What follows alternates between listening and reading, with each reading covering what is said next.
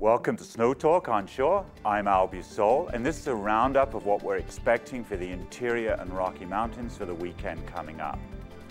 The big storm systems that we had earlier in the week have all finished now, and we've got this big mass of snow, and things are generally going to improve through the time period, but it's going to be slow.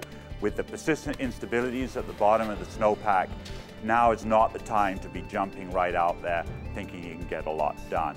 Things are going to be made a little bit more complicated by the fact that we've got these really warm temperatures, a lot of sun. So south aspects in particular, we're going to see a lot of activity on them. So still a time to be really conservative. And on that theme, I have Karl Klassen from the Canadian Avalanche Center. So Karl, can you tell us what's different about this winter compared to the winters that we've had before, and how we need to respect that difference when we choose what places we're going to go to?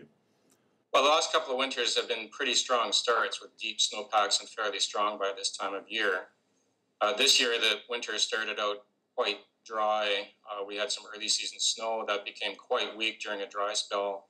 And that weak snow is now heavily loaded by the recent storms that have passed through various parts of the province in British Columbia and Alberta over the last 4 or 5, 6, 7 days.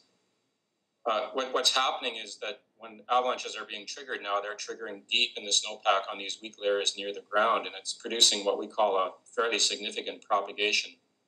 That's when you have a failure in one part of the snowpack, for example, a skier or a snowmobiler rides over a weak spot in the snowpack, and that failure then travels through the snowpack and creates very large avalanches that encompass entire bowls and the entire snowpack.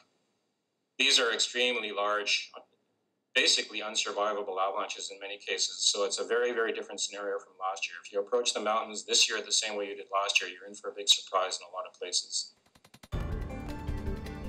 So this persistent instability is still driving things for the time that's coming up. You know, there's lots of places that you can go out there that are going to be safe and places to have fun, but they're going to be places largely below tree line, out of those wind slabs, maybe lots of trees to anchor things. Certainly stay below 30 degrees and make sure you don't have those big steep slopes above you. And now for our tip of the week. I always think it's a great idea to let someone know where you're going before you head outdoors.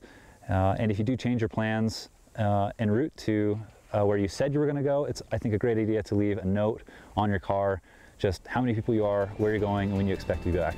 Thanks for joining us on Snow Talks. And remember, check avalanche.ca for the latest forecast before you head out.